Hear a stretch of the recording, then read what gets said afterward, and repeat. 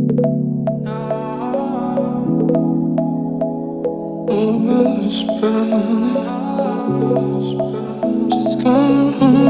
so in our last video we did a just a basic temporary demand shock. I'm just going to completely reverse it just again so we can kind of see what is going on here. So I'm going to again start with my starter graph.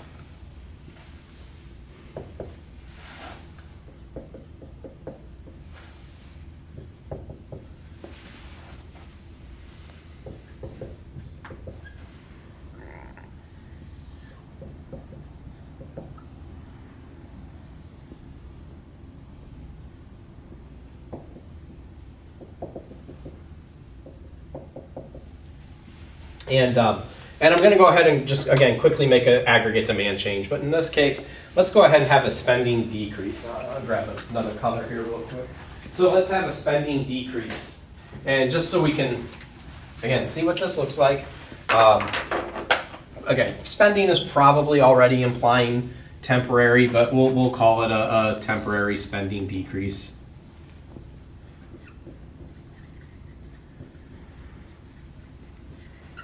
So temporary spending decrease, again, we want to capture our aggregate demand curve primarily as our spending curve. So I would take it and shift it to the left. Again, this model benefits from thinking in rights and lefts. And again, now I have this new intersection here, and I don't have a name for this point really. So I'm just going to make up a letter because we like having letters. I'm going to call it Z. So you'll notice that as we see that decrease in spending, we are now temporarily below our potential GDP in the long run. Again, that temporary impact shows us a business cycle here. This effectively is a recession, where point Z is likely the trough of that recession. It's the furthest kickback, it's the furthest distance away from our long-run potential GDP. So point Z is going to represent that trough. So what we have here is we have that temporary decline in GDP's growth rate. Again, GDP itself may not be falling, but that growth rate is declining, and we tend to see unemployment rising during that time, and so on and so forth. You'll also notice that this puts downward pressure on prices. Which again in this case indicates a pro-cyclical relationship. So you'll notice that if it is a recession, just like we saw here, recession caused by aggregate demand, we again get the same thing. We get a pro-cyclical relationship between real GDP and inflation. And if we look at data, and we might pull some of that up here at maybe in the next video here. If we look at data, we can find several periods where this just matches up really, really, really well. If we think about maybe our most recent recession, that 2009 recession, what happened in 2009? Well, our GDP growth rate fell dramatically, and remember, that was our deflation year. We had deflation in 2009. So clearly that indicates that 2009 recession was probably brought about by some kind of aggregate demand change. It was brought about by consumers changing their behavior most likely as the bigger shifter for our aggregate demand function. So that at least kind of allows us to see, again, another kind of temporary change, no change to long-run aggregate supply in this case here. I wanted to do one other one really quickly, and again, maybe this will match up nicely with some of the data if I can get the opportunity to get that on the video too. I've talked about the oil shocks in a couple of lectures, and I wanted to go ahead and look at those really quick too. So I'm going to set up our starter graph.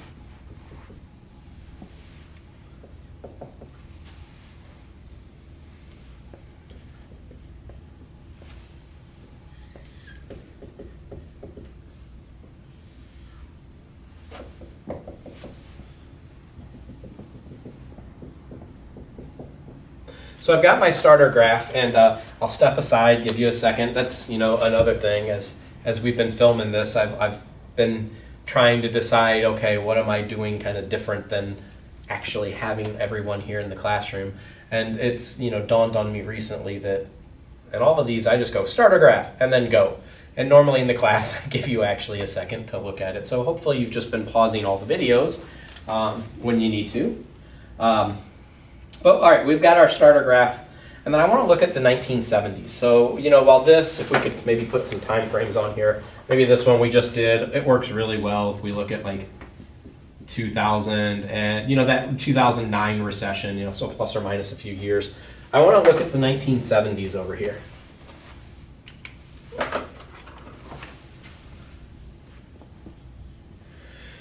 And in a lot of that data project homework, the 1970s were a mess. That was the part where it was really difficult to determine what exactly was going on. And in class, one of the classes, I don't know if it was in person or on one of these videos at this point now, but we talked about the oil shocks in the 1970s. And during those oil shocks, what we really saw was the impact that had on production. All firms are using oil at some level. Whether they're using it directly in the production process, maybe as oil for machinery, whether they're using it as refined process, like gas for their trucks, their cars, and even, going out and talking to clients, or honestly, maybe they're using it for heating. Some locations still use oil for heating. So this is something that's really utilized heavily in production. And during the 1970s, when the oil shocks were occurring and we saw that dramatic reduction of oil available to the United States, we can think about that in terms of a micro effect, right? Again, we like this as a micro model. In a micro model, we would have said, hey, that's less of a resource, less of an input. And when inputs fell, that was captured in our supply side. A reduction in inputs caused our supply curve to shift to the left. Again, remember, think right and left, don't think up and down. So it caused our supply curve to shift to the left. So in micro, we would end up going like this. Here's Q2, what brings supply back with us. I want to do the same thing. I want to say, hey, we had a less access to a resource that was used in production. We had an input fall and make our shift to the left of our short run aggregate supply. Again, just a short run change because shock, our key word from way over there on the board, our shock is implying that this was not a permanent feature. This was a very short-lived feature in terms of the grand scheme of all time. So now you'll notice I have this point here. Again, because it is only a short run change, there is no deviation, or there is no movement in our LRAS, and all this becomes is, again, that point Z, showing deviation from our potential real GDP. Here you'll notice, just like we saw a second ago, it caused a recession.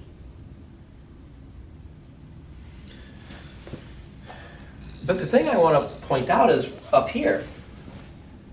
You'll notice that at this intersection, prices are rising. First of all, we can go right to what we looked at with this aggregate demand and say with aggregate demand, we said, hey, there was procyclical. GDP went up. That one's right here. Prices went up. GDP went down. Prices went down. You'll notice that in this case now, I end up with a countercyclical relationship between GDP and CPI. In this case, it's showing prices up and economy down. Right? That's countercyclical.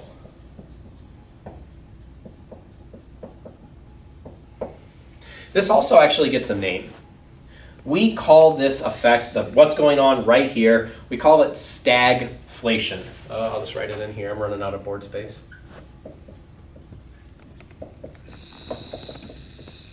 We call it stagflation. So I'll give you a quick definition for that too. Stagflation occurs when an economy experiences inflation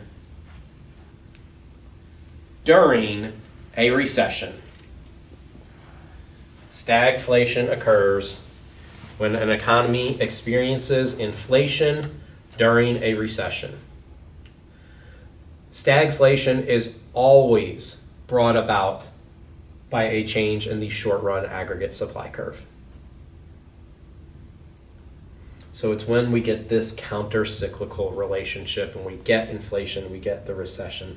That's actually what we were seeing in the 1970s. We were seeing prices go up as oil became more expensive, and that rippled out through all of society, so much so that firms were having to cut production. Oil became too expensive to use as for their machinery. They cut production. They looked to save money, and one way firms would look to save money would be to lay people off. And just like we wrote over here, we saw unemployment rise in a recession. Same thing, we would see unemployment rise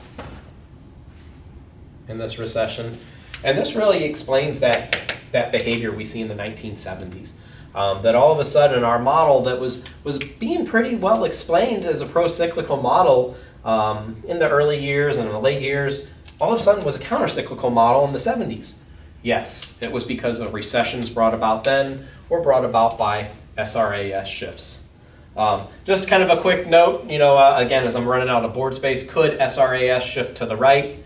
Absolutely. And if it shifted to the right, you would have some point that was beyond our potential GDP. We would have an expansion. That one doesn't get its own special fancy name or anything like that or definition. But yes, it is absolutely possible. So we have some of the kind of the temporary changes here. We'll start looking at maybe some of the permanent changes, and then maybe, again, being able to utilize this model as multiple changes over time. Just come home, just come home. I can feel my body turn, I can feel my body. You are my love.